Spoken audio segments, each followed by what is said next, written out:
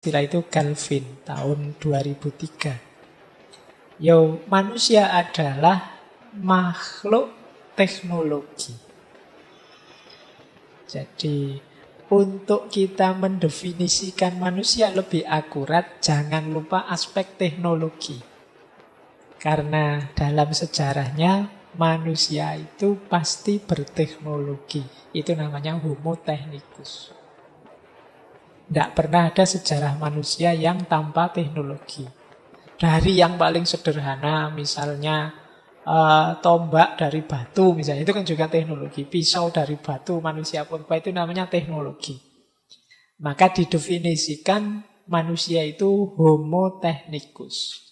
Maka membahas manusia, mendefinisikan manusia tidak boleh meninggalkan aspek teknologi. Jadi kemanusiaan itu gandeng dengan teknologi. Ini Homo technicus namanya. Jadi teknologi itu bukan sesuatu yang ditambahkan dalam hidup manusia. Justru teknologilah yang membedakan manusia dengan hewan. Kecanggihan teknologi sekarang telah berkembang dengan sangat pesat, sehingga banyak kegiatan manusia terbantu dengan adanya teknologi. Akan tetapi, kecanggihan teknologi itu jangan sampai memakan manusia dengan mengurangi kadar dari manusia yang sesungguhnya.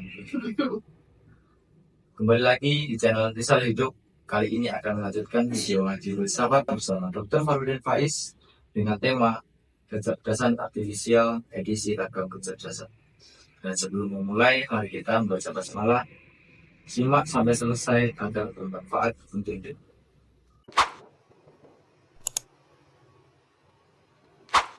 Kalkulator itu dia tidak akan bilang capek, masuk suruh ngitung terus, yo sekali-sekali istirahat, enggak. Jadi tidak mungkin bosen.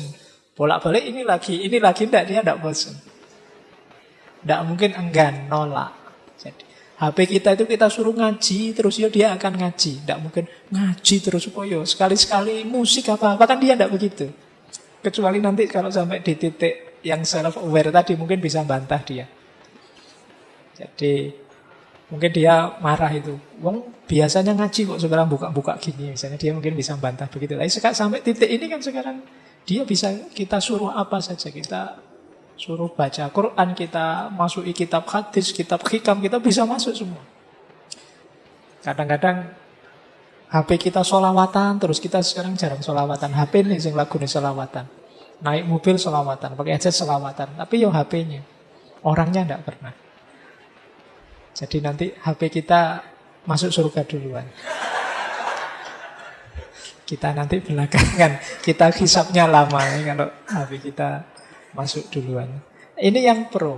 Jadi memang banyak kelimpahan, kemudahan dalam hidup ini. Karena ada artificial intelligence tadi. Tapi banyak juga yang bilang hati-hati loh. Mafsadatnya juga banyak. Jadi problem-problem kemanusiaan yang muncul juga banyak. Yang pertama kelihatan ya pentingnya nilai manusia perlahan-lahan tergusur. Diganti oleh mesin. Nanti termasuk kan yang banyak dikhawatirkan itu, yang bawah itu lenyapnya lahan kerja tertentu, diganti oleh mesin. Jadi pada akhirnya manusia itu bisa sampai titik dia tidak penting lagi. Nah, ini yang dikhawatirkan. Padahal kita merasa sebagai makhluk yang paling bernilai. Tapi kalau sampai pada titik bahwa manusia itu tidak penting, nah ini mulai saya bilang tadi ada problem eksistensial. Apa iya nanti mesin-mesin itu sepenuhnya menggantikan kita? Apa iya misalnya kita mewakilkan saja, Pak, saya tidak perlu hafal Quran kan Pak, HP saya sudah hafal 30 juz misalnya. Apa iya nanti HP saya tidak mungkin keliru Pak, tidak mungkin lupa. Kalau saya kan masih bisa lupa. Jadi ini mungkin di antara kuasanya Allah, wa inna lahu lahafidhun itu. Jadi ada rekamannya orang hafalan. Nah, ini problem eksistensial namanya. Apa iya sih nanti kita tersingkir? Yang kedua yang sering dikeluhkan, ketergantungan. Jadi kita diperbudak oleh mesin yang kita ciptakan sendiri. Kita hari ini tidak membayangkan bisa hidup tanpa perangkat digital, tanpa gadget kita. Jadi sinyalnya muter-muter saja kan kita stresnya luar biasa. Ini sinyal lopo, muter terus itu mengeluh nggak karu-karuan, kayak orang tidak makan sekian hari. Jadi sambat terus. Kenapa? Kita sudah tergantung. Apalagi generasi hari ini tidak ngalami hidup tanpa internet, tanpa gadget. Kalau zaman saya masih ngalami. Saya ngalami era tidak ada listrik, kemudian ada listrik. Saya ngalami era tidak ada komputer. Zaman saya dulu, saya zaman kuliah masih pakai mesin ketik gitu. Jadi yang kalau ingin lurus tulisannya dirangkep dua itu biar nulisnya nggak belandang kemana-mana. Kalau sampai baris terakhir dihitung, ini kurang kata-katanya 7 huruf, 7 huruf ini nanti motongnya di mana itu dihitung. Lama, pakai mesin ketik zaman dulu. Kalau salah pakai tip X. Kalau tip X-nya kebanyakan terus melobor, jadi tulisannya tidak bisa dibaca. Zaman dulu begitu. Nah, tapi terus ada komputer generasi awal yang kalau di print suaranya panjang kayak jangkrik itu, keruik lama itu. Nah, terus lebih canggih belakangan hari ini yo bisa 1 menit puluhan halaman. Jadi tambah lama tambah canggih. Generasi semakin kesini dia tidak ngalami era sulit. Sehingga kesulitan-kesulitan yang bagi generasi saya dulu biasa. Oh, tidak ada listrik biasa, zaman dulu memang awalnya tidak ada listrik. Jadi bisa membayangkan hidup tanpa listrik kalau saya. Bisa membayangkan hidup tanpa komputer, saya pernah ngalami itu. Tapi generasi hari ini tidak. Jadi tidak terbayang. Listrik mati saja kan kita rasanya dunia gelap mau kiamat. Wah, ini ngapain, ini tidak ada listrik. Ya kan? Kulkas mati, waduh makananku. TV mati, ngapain aku tidak ada TV. HP, baterainya habis. Oh, stres luar biasa kita listrik mati. Bisa tidak mandi juga karena airnya juga pakai sanyo semua. PDAM juga mati. Jadi bisa membayangkan 2 hari listrik mati itu bisa rasanya hidup ini gelap luar biasa. Nah, itu generasi hari ini. Kita mulai masuk ke dalam ketergantungan demi ketergantungan kepada teknologi. Kemudian problem moralitas. Problem moralitas itu banyak kan. Kemarin ada cyber terrorism, curi-mencuri data, hacker, bias dari kreator-kreatornya. Misalnya yang kemarin ramai itu kan kreatornya pro LGBT, akhirnya nanti ada emoticon yang laki-laki sama laki-laki, terus kita marah-marah karena ada itu. Ini banyak yang seperti itu. Wong kita tidak bikin sih, wong kita hanya konsumen, akhirnya bisanya marah-marah. Sebenarnya yo kalau ingin kita tidak marah-marah, dibalik kita yang produsen, sehingga kita bisa memasukkan nilai-nilai yang kita anggap utama. Sayangnya kita ini konsumen. Jadi akhirnya dapat sebel terus, marah-marah terus. Kenapa? Pasti ada bias yang menciptakan siapa. Ya nilai-nilai yang dia yakini masuk ke sana. Nah, ini problem moral pada akhirnya. Apalagi yang hacker, pencurian data. Saya tidak merasa ikut bisnis ini kok tiba-tiba dapat promosi ini, promosi itu, iklan ini, iklan itu. Nah, ini urusan moral, etik. Nah, kapan-kapan mungkin kita bahas ya etika digital. Nah, kemudian lenyapnya lahan kerja tadi saya bilang. Mungkin sebentar lagi ya memang muncul lahan-lahan kerja baru, tapi lahan kerja lama yang hilang mungkin jauh lebih banyak. Jadi yang sering diramalkan kan ya kayak kerja-kerja yang sekarang diganti oleh mesin semua. Termasuk dosen diganti YouTube. Termasuk ya kan, ini kan lama-lama ya mungkin mahasiswa ngapain capek-capek kuliah dengerin dosen ndak jelas, mending di YouTube. Nah ini lama-lama derajatnya turun, lahan-lahan kerja itu. Pak Tani misalnya lama-lama ya mungkin lahannya habis, kerjanya juga mulai banyak sistem-sistem baru teknologi pertanian. Nah, bapak ibumu yang di kampung bertani itu kalah saingan mesti. Nah, ini lahan kerja yang lama-lama tergerus. Nah, ini bagian disruption-nya. Termasuk kreativitas kita tambah lama tambah kurang. Karena apa? Terlalu banyak dibantu mesin. Jadi akhirnya ya kita bisanya menikmati saja, enjoy saja. Lupa untuk berkreasi, lupa bahwa manusia itu diantara kemuliaannya adalah kerja dan karya. Kita dinina-bubukkan oleh mesin-mesin tadi. Nah ini abundant dan disruption. Ini hari ini masih debat pro kontra. Mana yang lebih besar? Ya tentu saja segala sesuatu karya manusia itu ada maslahatnya, ada mafsadatnya. Tinggal mana yang lebih besar kan itu. Ada yang bilang rusaknya lebih besar Pak, ada yang bilang ya enggak, manfaatnya lebih besar. Nanti kita lihat ke belakang, di mana rusaknya, di mana manfaatnya. Baik, kita lanjut. Nah, ada banyak teman-teman tema-tema yang bisa kita diskusikan secara filosofis eksistensial sehubungan dengan artificial intelligence ini. Yang pertama, ini mungkin biar teman-teman dapat banyak isu ya, banyak tema. Sayangnya kita tidak bisa bahas satu-satu tema-tema ini. Yang pertama apa? Homo technicus. Nah, ini mungkin ada yang baru pernah dengar ya. Homo technicus itu filosof pertama yang pakai istilah itu Galvin tahun 2003. Manusia adalah makhluk teknologi. Jadi untuk kita mendefinisikan manusia lebih akurat, jangan lupa aspek teknologi. Karena dalam sejarahnya manusia itu pasti berteknologi. Itu namanya Homo technicus. Tidak pernah ada sejarah manusia yang tanpa teknologi.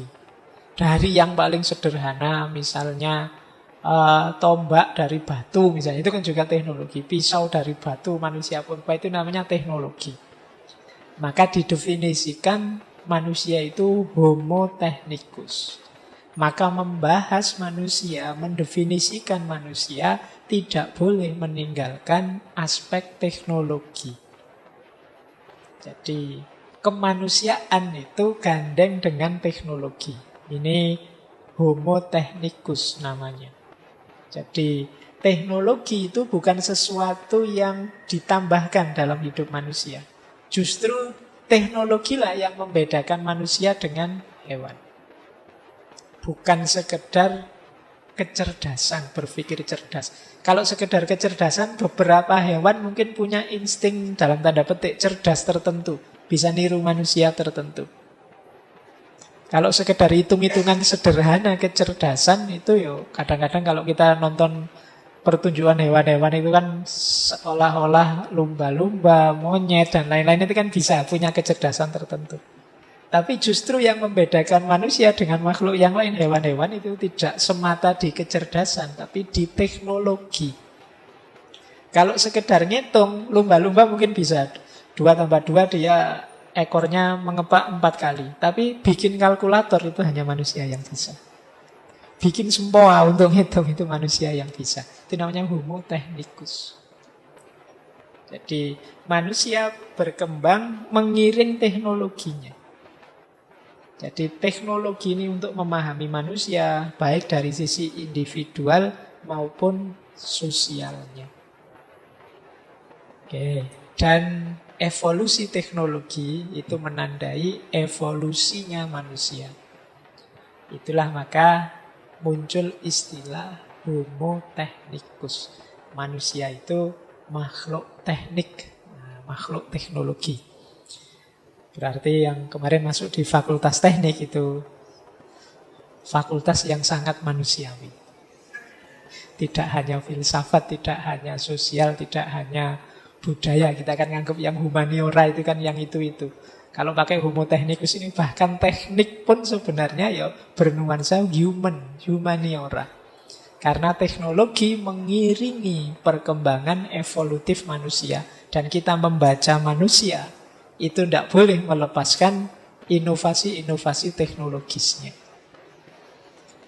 Oke, ini isu pertama. Silahkan nanti ya kalau ingin membahas isu-isu ini tadi yang berkaitan dengan sisi teknologinya. Ya termasuk sampai hari ini kita kenal teknologi sampai era 5.0. Lanjut. Nah, ada lagi yang bisa dibahas oleh teman-teman mungkin ya, biar punya variasi judul webinar. Nah, biar judulnya tidak monoton. Ada istilah techno self studies. Ini kajian baru. Techno self studies ini, istilah ini dari Rocky Lupicini. Dia punya buku judulnya The Emerging Field of Techno Self Studies. Jadi techno self studies itu kajian interdisipliner yang membahas aspek identitas manusia dalam teknologi yang berhubungan dengan sifat hubungan manusia dan teknologi. Lahirnya teknologi ini kan berpengaruh terhadap diri kita. Misalnya anak-anak hari ini yang hanya akrab dengan gadgetnya, akhirnya kemampuan sosialnya banyak berkurang misalnya. Agak sulit mereka hidup bersosialisasi. Kemampuan tata krama sopan santunnya tidak teruji misalnya. Nah, ini ada hubungannya ternyata dengan gadget. Karena tiap hari asiknya dengan gadget, akhirnya kapasitas sosialnya rendah. Nah, ini yang membahas tema-tema semacam ini namanya techno self studies. Perubahan diri kita karena efek teknologi. Jadi kalau yang tertarik dengan tema-tema itu boleh dibahas. Manusia hari ini tambah egois gara-gara teknologi. Manusia hari ini sulit sopan santun. Mahasiswa hari ini kadang-kadang kalau WA saya, tadi ada WA, Pak, BSK, MSK, TDK. PLZ, BLZ. Nah, ki ngomong apa to le? Iya. Ndak ono salam, ndak ono apa tiba-tiba Pak BSK, MSK, TDK gitu. Itu kalau bahasa Arab itu ndak ono harokate. Berarti mocone susah. Oke, ini efek dari teknologi. Jadi kayak kalian kan terus jadi gagap. Tidak peka secara sosial. Kadang-kadang kita gagal paham. Ini guyon apa serius? Nah, kita jadi tidak peka. Ada orang guyon kita malah serius. Terus marah-marah. Yang sana serius kita cengengesan dianggap guyon. Kenapa? Kepekaan sosial kita berkurang. Kita terlalu asyik dengan dunia teknologi kita. Sampai lupa hidup sosial. Ini salah satu contoh. Efeknya teknologi terhadap diri kita. Mungkin banyak. Ya kayak tadi efeknya. Pak kan mendengarkan Quran itu kan sama pahalanya dengan membaca sendiri. Jadi saya dengar sajalah dari HP, ngajinya kapan-kapan sajalah kalau sempat.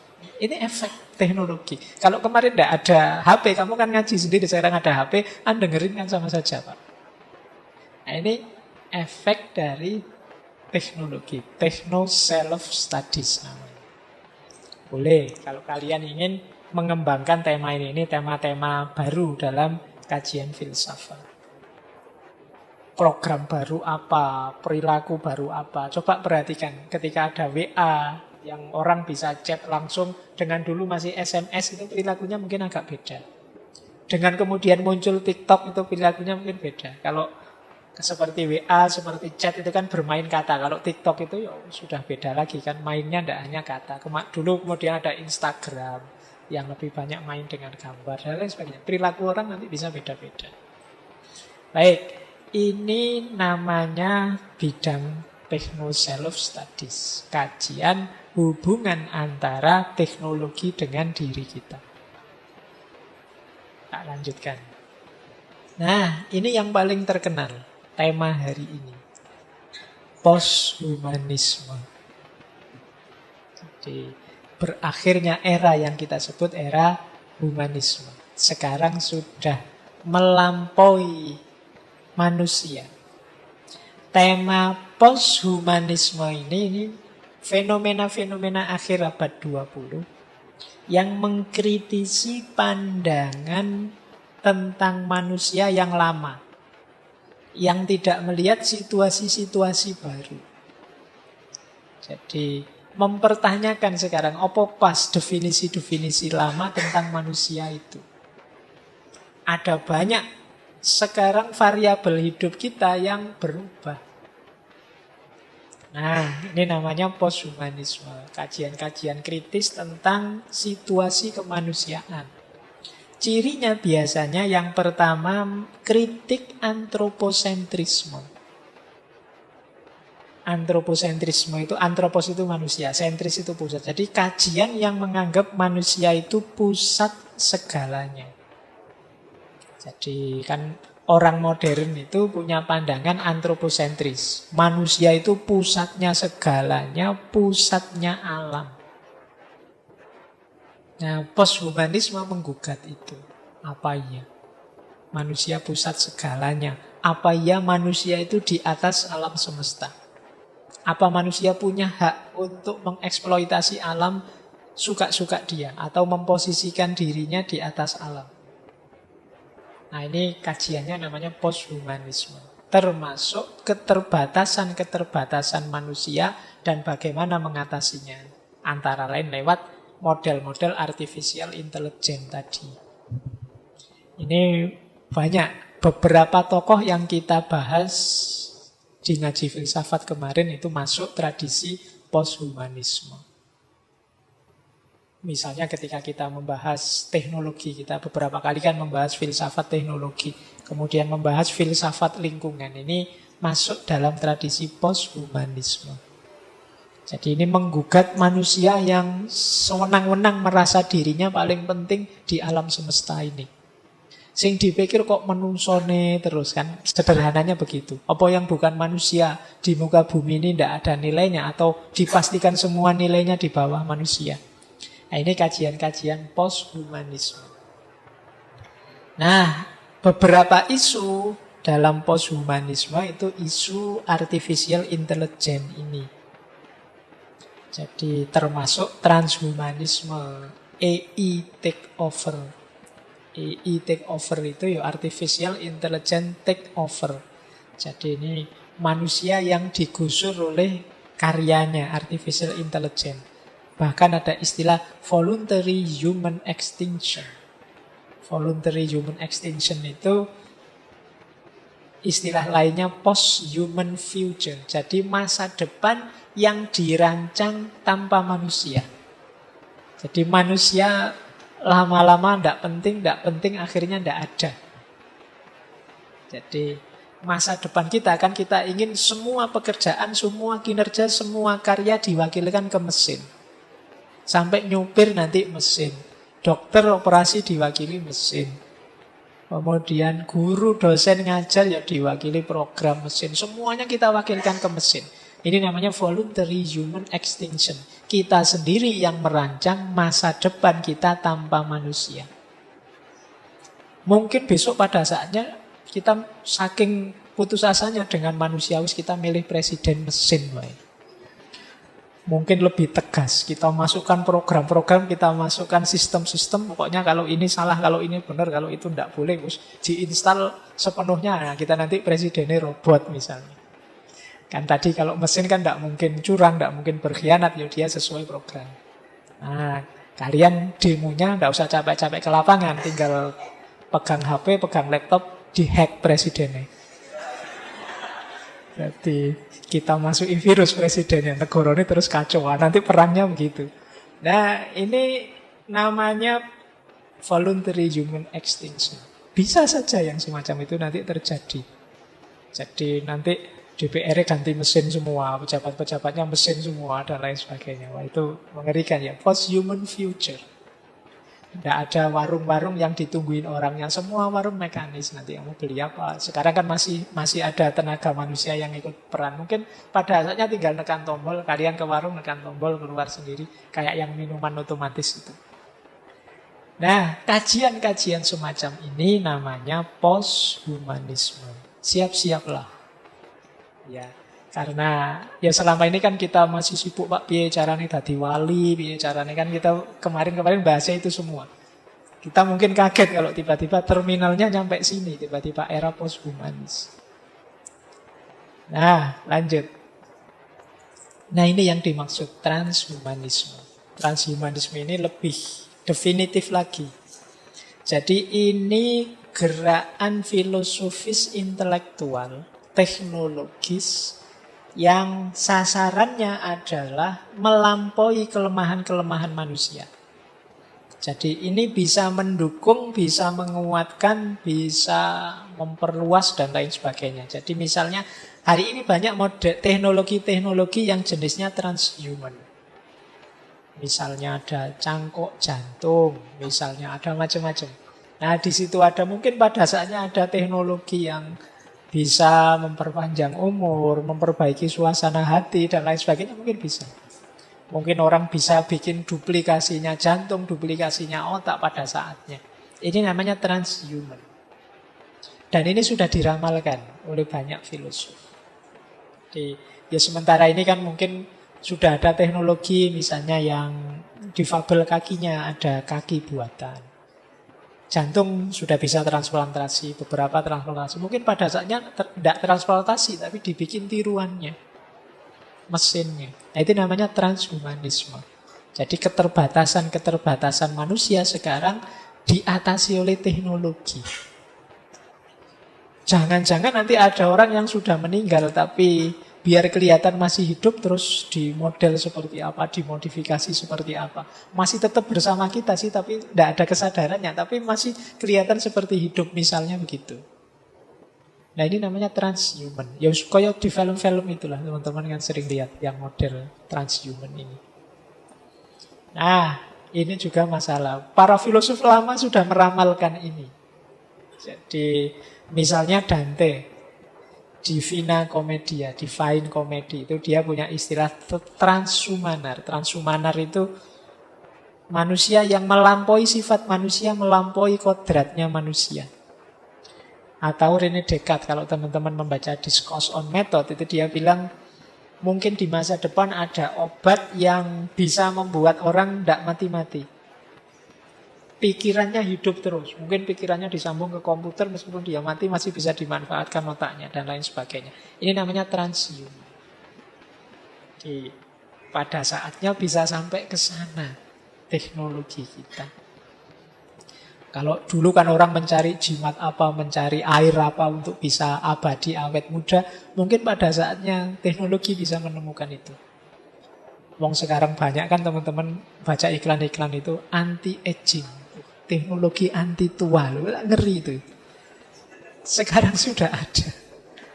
Jadi nenek-nenek ini usianya, wajahnya seperti ABG. Kan ada iklan-iklan seperti itu.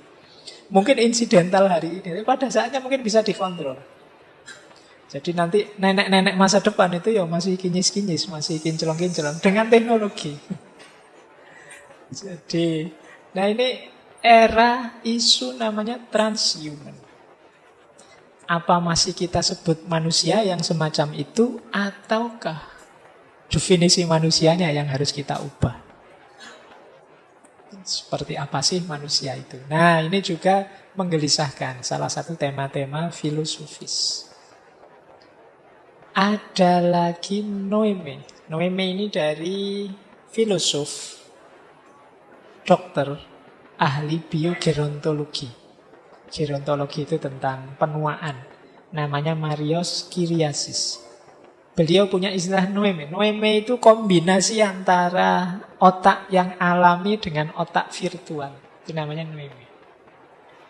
Jadi sebenarnya kita juga mungkin ada di sini. Identitas kita hari ini sebenarnya ya kombinasi antara otak kita yang alami dan otak virtual.